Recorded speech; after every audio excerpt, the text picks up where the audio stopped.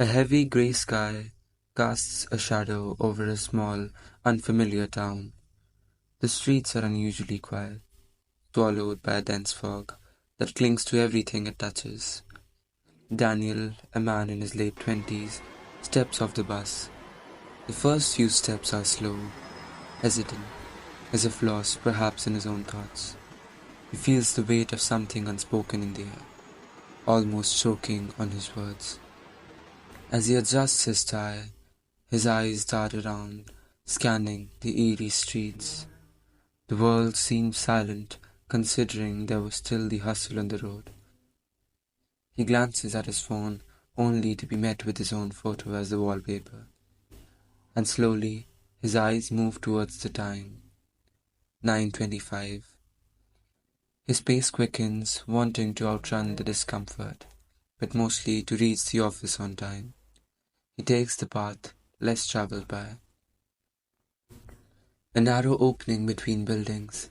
Considering it to be a shortcut, he catches sight of something, someone. A beggar, his eyes entirely white, sitting cross-legged on the sidewalk. Although not an expression on his face, there was something troubling him. His clothes, torn and weathered, his face hidden beneath a hood. A cardboard sign rests at his feet. Its message, scrawled in uneven, jagged handwriting, barely understandable. I know you.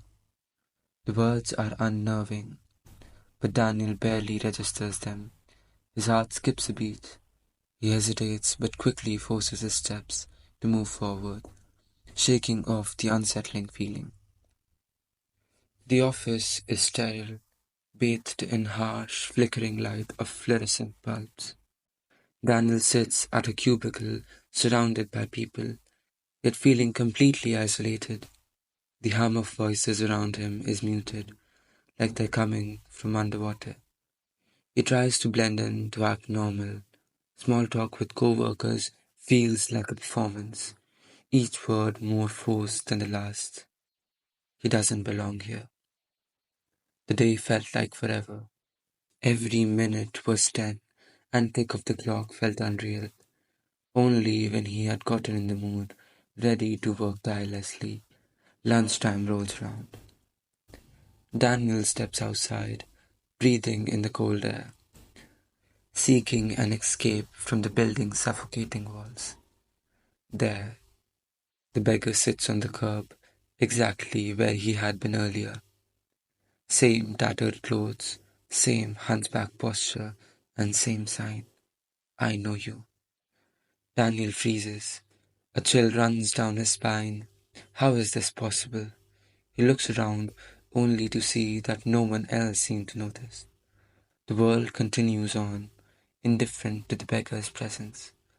But Daniel can't shake the feeling that he's being watched, that something isn't right. Daniel drags into his apartment, closing the door behind him with a sigh. The space is dim, shadows stretching across the floor. It feels cold, despite the warmth of the room. He throws his bag onto the couch, exhausted, trying to block out the strange events of the day. He heads to the kitchen, grabs a beer, and envelops the comfort of the couch. The TV is on, but the flickering screen offers no comfort. A tap. Daniel's body stiffens. The sound is faint, like the slightest knock. But his breath catches in his throat as his eyes move slowly towards the window. There, standing in the street, is the beggar, still, motionless, staring into his window with empty, sightless eyes. He is watching. The cold sweat forms on the back of Daniel's neck.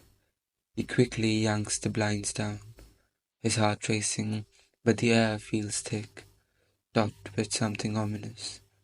He waits, his breath shallow, hands trembling. After a moment, he peeks through the blinds again, but this time the beggar was gone.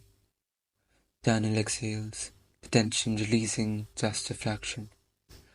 Was it his imagination, but the feeling lingers, crawling under his skin. Daniel sits in a quiet coffee shop, stirring his cup absent-mindedly. His mind keeps drifting back to the beggar. He looks across the table at James, a co-worker, and tries to push the growing unease down. Have you ever noticed a blind guy, the one who sits on the streets? James looks up, confused. He shakes his head, glancing around as if Daniel had said something absurd. What blind guy? There must be many in this town. Daniel blinks, frowning. He lowers his voice, a knot tightening in his stomach. The beggar outside the office. I swear he's been there every day. Same spot, same sign, and the same blind yet uncanny sight. James shrugs, uninterested, and takes a sip of his coffee. I don't know, man. I've never seen him.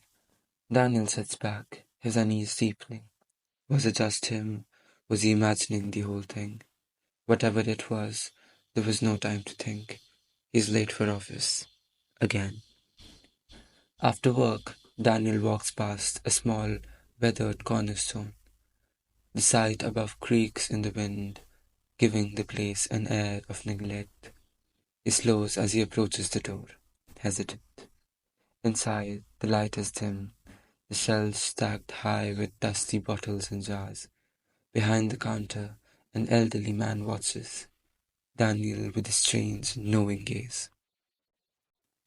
Daniel hesitates before stepping inside, but eventually does, looking behind to see the beggar staring at him from across the street. Mr. Fenwick's gaze tightens as he sees Daniel looking at the beggar, and he breaks the silence. Have you seen him? Yes, the one outside. You see him too? Mr. Fenwick doesn't answer immediately. He just stares at Daniel, a long, heavy silence hanging in the air. Finally he speaks, his voice low and grave. Yes, but if you have seen him, it means he has seen you. The words linger with a curse in the air. Daniel takes a step back, his pulse racing. What does that mean? How does a blind guy see? Mr. Fenwick slides yellow newspaper clipping across the counter. The headline reads, Local man vanishes without a trace. Daniel's hands tremble as he picks it up. The photograph is grainy, faded with time, but there's no mistaking the face. It is the beggar. This is him. Mr. Fenwick leans in closer, his voice dropping to an urgent whisper. They say he saw something he wasn't meant to, something no one should see. He pauses, as if weighing the dangers of the word.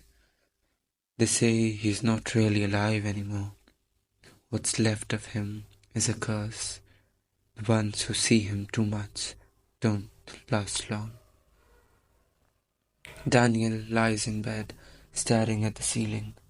The apartment feels even smaller now. The air thicker, suffocating. The sound of his heartbeat fills his air as he listens for any movement. Any sign that something is wrong. A tap. The sound comes again, soft but unmistakable. His body locks on fear. He turns slowly towards the window. The beggar is standing there, frozen, staring in through the glass. His eyes empty, sightless. Daniel's breath catches.